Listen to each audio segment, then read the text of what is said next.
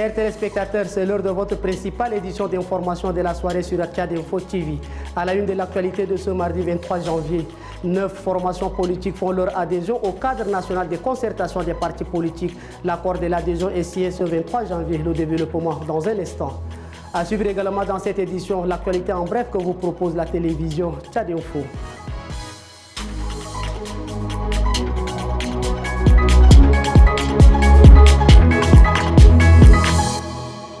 Une fois de plus, bonsoir. Comme annoncé dans les titres, 9 partis politiques ont signé ce 23 janvier 2024 le protocole d'accord d'adhésion au cadre national de concertation des partis politiques. Quel est le motif de cette adhésion? Rassom Mordim Leila nous en dit plus.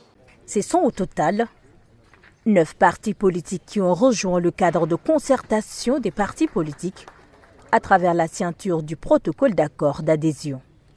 L'affiliation de ces nouveaux membres du CNCP n'est pas fortuite. Pour un parti politique, il est important qu'il soit aussi membre de ce NCP. Et à partir de là, il y aura aussi des concertations entre les partis politiques. Et s'il y a une vision, il y a une projection du pays, tout ça, on va aussi prendre ensemble avec nos chers frères, amis présents du parti politique. Parce que tant qu'on ne discute pas, tant qu'on n'échange pas sur un sujet, sur un point, on ne peut pas aussi avancer. Le cadre est conçu pour faciliter les débats politiques de manière concertée, mais qui n'entame en rien l'indépendance de chaque parti, qui poursuit une idéologie qui lui est propre, a laissé entendre le coordonnateur. C'est un cadre de rencontre. Ce lieu vous appartient. Après la signature, passez à tout moment nous rencontrer. Nous organiserons dans les jours à venir une plénière qui va rassembler donc tous les partis politiques signataires du protocole d'accord pour préparer le cycle électoral à venir. Vous serez conviés aussi à cette plénière du cadre-là et vous allez vous exprimer librement. Vous aurez l'occasion de critiquer, vous aurez l'occasion de faire des recommandations, vous aurez l'occasion de faire des propositions allant dans le sens donc de l'organisation des élections transparentes. Le CNCP compte avec ces nouvelles adhésions plus de 200 partis politiques. Le vice-président du Mouvement national pour le changement au Tchad a fait une déclaration ce 23 janvier au sein de son siège dans le 7e arrondissement de la capitale. Cette déclaration est relative au plaidoyer auprès du président de transition pour le retour du président national du mouvement, Mohamed Ahmad Lazina. Suivez un extrait de la déclaration proposée par Judith Kamtar et Abakar Lambert. Nous demandons à travers ce point de presse du président de la transition de joindre acte de la parole pour faciliter le retour de notre président Mohamed Ahmad Lazina au pays dans un bref délai, afin qu'il puisse jouir de ce droit civique et politique. Pour rappel, le président national Mohamed Ahmad Lazina était un seul leader à avoir mobilisé la formation politique pour faire un appel à tous les Tchadiens de pacifique au dialogue national exclusif devant 55 000 personnes au stade Idriss Mohamed Ouya le 22 janvier 2022. Le Premier ministre Dr Succès Masra promet le renforcement du système éducatif à travers le recrutement de nouveaux enseignants, mais aussi la finalisation du recensement des maîtres communautaires. Notre équipe est allée à la rencontre d'un spécialiste en administration pour une analyse méthodique. Suivez les détails avec Sanda Kabdana et Abakar Lambert. Face aux conseillers nationaux, le chef du gouvernement, Dr Succès Masra, a annoncé le recrutement de 6 000 enseignants supplémentaires et la finalisation du recensement des maîtres communautaires. Cette nouvelle continue de faire grand bruit. Il vous souviendra qu'en mai dernier, l'ancien ministre de l'Éducation Moussa Kadam, lors d'une interpellation en séance plénière, a souligné les défis auxquels le secteur est confronté.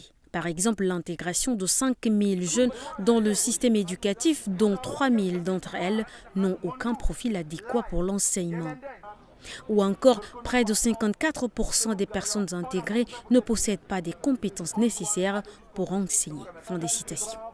Si 3 000 enseignants ne seraient pas à la hauteur, qu'adviendra-t-il du système qui en recevrait 6 000 nouveaux, suivant la promesse du Premier ministre? Si on a recruté des gens qui n'ont pas de niveau, il serait souhaitable de remettre ces gens-là au recyclage. Parce que l'État a quand même déboursé de l'argent pour leur formation. L'État a payé les enseignants, l'État a payé leurs bourses, les fournitures scolaires, tout ça, ou bien les matériels didactiques. Donc il serait souhaitable de le remettre en recyclage pour les utiliser. Mais il ne serait pas bon de les laisser sur les carreaux. Même celui qui a fait une formation normale, à un certain niveau, 10 ans après le travail, il doit repartir en recyclage. Parce que la société évolue et les techniques de transmission des connaissances aussi évoluent. Tous les 10 ans au moins, quelqu'un qui travaille doit avoir un recyclage. Donc moi, mon point de vue, c'est de remettre ces gens au recyclage et puis les compléter. Des voix se lèvent également pour dénoncer les conditions de travail des enseignants déjà en poste, dont le syndicat des enseignants du Tchad 7 paralysé par des conflits internes et des grèves interminables.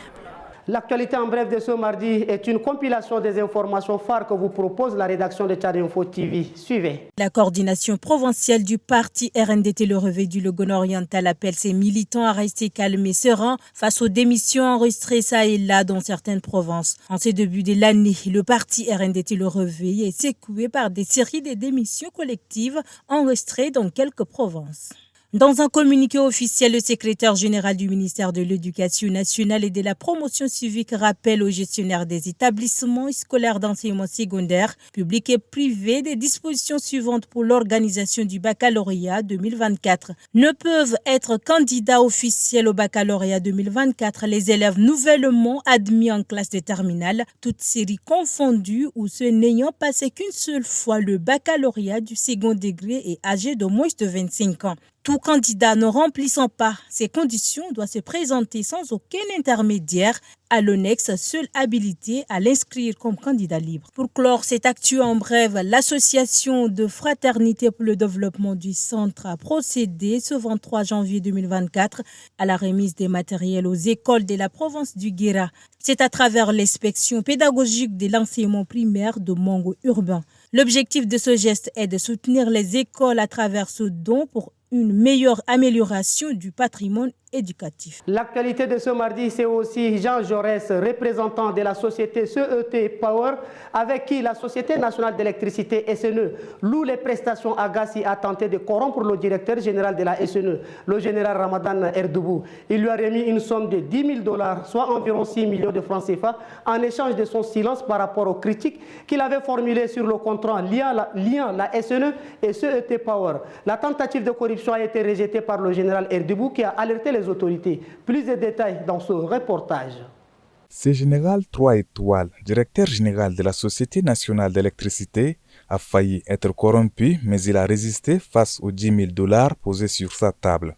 Et aujourd'hui, ce militaire nommé à la tête de la Société nationale d'électricité en 2023 pour la redresser a décidé de rendre le fait public en présence du procureur de la République. Parmi nos partenaires qui travaillent avec nous dans le cadre de l'énergie. Et cette personnalité tentait pour nous corrompre.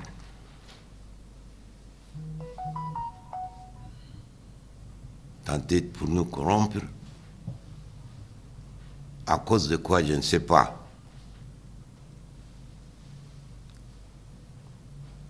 Jusqu'à là, je n'ai pas son problème. Est-ce que quelqu'un qui a poussé pour faire, ou bien lui qui a pensé, je ne sais pas. Puisque la corruption est un délit au Tchad, ce corrupteur sera remis à la justice pour répondre de son acte. Il faut savoir que ce n'est pas pour la première fois qu'un responsable résiste à la corruption au Tchad. En 2020, le procureur de la République, Youssouf Tom, a aussi refusé 1 milliard de francs CFA. C'est dans le cadre de l'accord de subvention entre l'UNICEF et le barreau du Tchad relatif à l'assistance juridique et judiciaire gratuite des mineurs en détention dans le ressort de la cour d'appel de N'Djamena qu'un atelier de 48 heures s'est ouvert ce mardi 23 janvier 2024 au CEFOT. Plus de détails avec Aimé Dolinassou et Bonaventure Arlom Mbaye. Ils sont une centaine d'avocats et stagiaires à prendre part à cet atelier. Durant les 2 jours, ils débattront sur le thème cadre juridique de la protection de l'enfant, instruments juridiques internationaux, régionaux et nationaux et les garanties procédurales dans la protection de l'enfant. Soutenir le développement physique, affectif, intellectuel et social, préserver la santé, la sécurité, la moralité et l'éducation des enfants nécessite que des efforts soient déployés en vue d'assurer la protection des enfants contre des actions ou des situations qui risquent de compromettre leur développement sanitaire et leur bien-être. Ceci passe par le respect des principes fondamentaux que sont la non-discrimination, l'intérêt supérieur de l'enfant, le droit de vivre, de survivre et de se développer, le droit de l'enfant d'être entendu, et j'en passe. Cet atelier qu'organise l'Ordre des avocats du Tchad et l'UNICEF vise à outiller les participants avec les techniques pour mieux défendre les droits de l'enfant. La 3e édition du festival New School Power débute ce 23 janvier. Le comité de pilotage du festival l'a annoncé ce matin dans une déclaration. Cette initiative culturelle est une aubaine pour les jeunes artistes d'apprendre mieux à envisager une carrière dans les métiers de la musique. Ghislaine Alataron. New School Power. L'idée de départ n'a pas changé. Dénicher de nouveaux talents et les présenter aux yeux du monde reste l'objectif principal de ce festival qui se veut urbain et moderne en utilisant les outils de l'heure. Le rôle et le métier de l'artiste convergent avec tous les autres rôles de métier.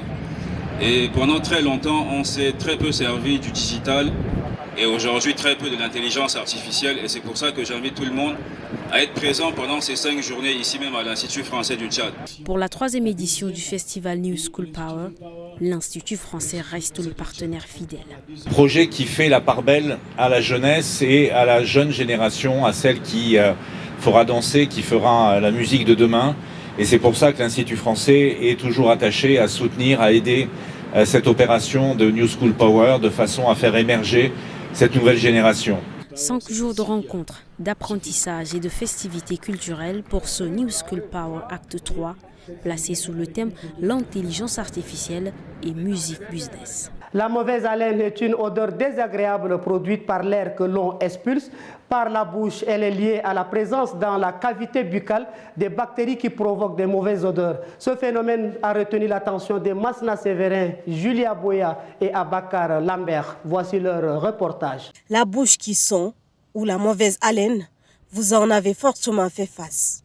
Et dans les rues de N'Djamena, les causes sont identifiées. On peut dire qu'il y a certains qui mangent.